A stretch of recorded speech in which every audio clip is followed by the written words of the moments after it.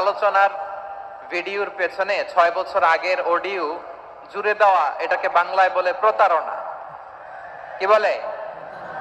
প্রতারণা, ধোঁকাবাজি। এখনকার আলোচনার ভিডিও আর ব্যাকগ্রাউন্ডে এডিট করে লাগিয়েছে 6 বছর আগের অডিও। এটারে প্রতারণা বলে, ধোঁকাবাজি বলে। আর বিশ্বনবী বলেন, মান গশানা ফালাইসা মিন্না, the person who deceives us he is not among us. যে আমাদেরকে ধোঁকা দেয় সে আমাদের অন্তর্ভুক্ত নয়। তো বিশ্বনবীর এই হাদিস তারা মনে রাখে না। তো এজন্য শুধু বিশ্বনবীর প্রতি সাল্লাল্লাহু আলাইহি ওয়াসাল্লামের প্রতি সেরেফ ভালোবাসা আপনাকে বাঁচাতে পারবে না যদি বিশ্বনবীর আদর্শ আপনি গ্রহণ না করেন। তার জলজন্ত প্রমাণ, আবু তালেব বিশ্বনবীকে অনেক ভালোবেসেছেন আলাইহিস সালাতু ওয়াসসালাম। পলিটিক্যাল শেল্টার, ফিনান্সিয়াল শেল্টার, সব ধরনের শেল্টার তিনি দিয়েছেন, কিন্তু বিশ্বনবীর আদর্শ মানেন নাই। মুক্তি মিলবে? হ্যাঁ, আওয়াজ করে বলেন, আবু তালেবের কি মুক্তি মিলবে? তাহলে সেরেফ ভালোবাসা আপনাকে বাঁচাতে পারবে। ভালোবাসার পাশাপাশি বিশ্বনবীর আদর্শকে মেনে নেওয়ার দরকার আছে না নাই? তো যারা এই সমস্ত কাজ করেন আমাদের ভাইয়েরা, তাদের জন্য আল্লাহ তাআলার কাছে আমরা হেদায়েতের দোয়া করি। আবার আমি দেখেছি আমার গত সপ্তাহের যশোরের আলোচনার একটা লাইনকে কেন্দ্র করে আমাদের অনেক রাজনীতিবিদ বন্ধুরা অনেক ক্ষুব্ধ প্রতিক্রিয়া দেখাচ্ছেন। ওই কথাকে নিজেদের গায়ে টেনে, নিজেদের গায়ে মেখে ওনারা ক্ষুব্ধ হয়েছেন। প্রিয় ভাইয়েরা, আমি বলেছিলাম যে এক দল খেয়ে গিয়েছে, আরেক দল খাওয়ার জন্য রেডি হয়ে আছে। তো এখানে কি আমি কোনো দলের নাম বলেছি? বাংলাদেশে 48টা প্রায় নিবন্ধিত রাজনৈতিক দল, কোন দলের নাম আমি বলিনি। কথাটাকে আমি জেনারেল রেখেছি। দায়ীদের বৈশিষ্ট্যই এটা, দায়ীরা জেনারেলি কথা বলে, যার যেই মেসেজ নেয়ার তারা সেখান থেকে নিয়ে নেয়।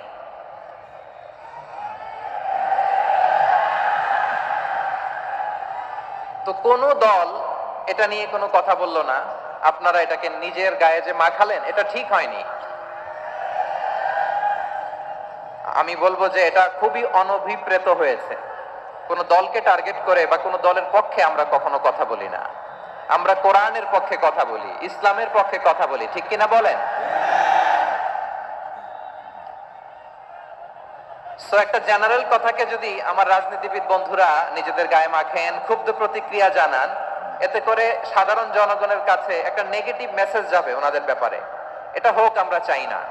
এদেশের যত, এই যে আমার ভাইয়েরা, এই যে আমি এই যে কথা বলতেছি, সাদা টুপি, ও আচ্ছা আচ্ছা, চলে যাবেন না, একটু জায়গা দিয়ে দেন ওনাকে। হয় কি, লক্ষ লক্ষ মানুষের ভিড়ে আপনি যদি উঠতে চান খুব কঠিন হয়ে যায়। যদি পারেন একটু বসেন, আর না পারলে ভাইকে একটু জায়গা দিয়ে দেন। আমার দিকে তাকান, এই সিলেট, এদিকে তাকাও, এদিকে এদিকে, ফাইন।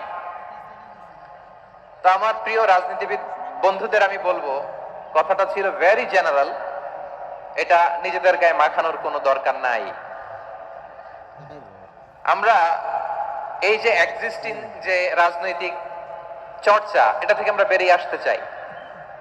আমরা চাই না এদেশে চাঁদাবাজি, দখলবাজি থাক, ঠিক কিনা বলেন? এদেশে কোনো দুর্নীতি থাক, টেন্ডারবাজি থাক, এগুলো আমরা চাই। আই হেট পলিটিক্স একটা জেনারেশন আছে, এই বেশিরভাগ জেনজি অফ সিলেট, এরা আই হেট পলিটিক্স জেনারেশন। এরা পলিটিক্স কে পছন্দ করে না। তো কেন করে না, এর দায়ভার আমাদের আছে না নাই? আছে। এবং আমরা দেখেছি ক্ষমতার পালাবদল যখন হয়, এক সরকার যায় আরেক সরকার আসে, তখন দুর্নীতির ফিরিস্তি আমরা জানতে পারি, এর আগে জানতে পারি না। প্রতিটা দলের ভেতরেই আমরা এই বাজে চর্চাটা দেখেছি। তো এখন আমাদেরকে শুধরে নেয়ার সময় এসেছে। এটা এই সুন্দর সময়, নতুন প্রভাতের বাংলাদেশ, নতুন ভোরের বাংলাদেশ, এই সময় আমরা কাদা ছোড়াছড়ি যেন না করি। আমাদের শপথ নেয়ার সময় এসেছে। প্রতিটি দল, নিবন্ধিত 48টি, সবগুলো দলের এখন শপথ নেওয়া উচিত যে আমরা কোনোদিন আর চাঁদাবাজি করব না, টেন্ডারবাজি করব না, দখলবাজি করব না। আমরা সব সময় দেশের পক্ষে থাকব, সব সময় দেশের পক্ষে থাকব। সেই কথাগুলো ছিল ভেরি জেনারেল। যে কথাগুলো আমরা জেনারেলি বলি, এগুলো জেনারেলি আপনারা নিবেন। আমার রাজনীতিবিদ বন্ধুদের কাছে এটাই আমার কামনা।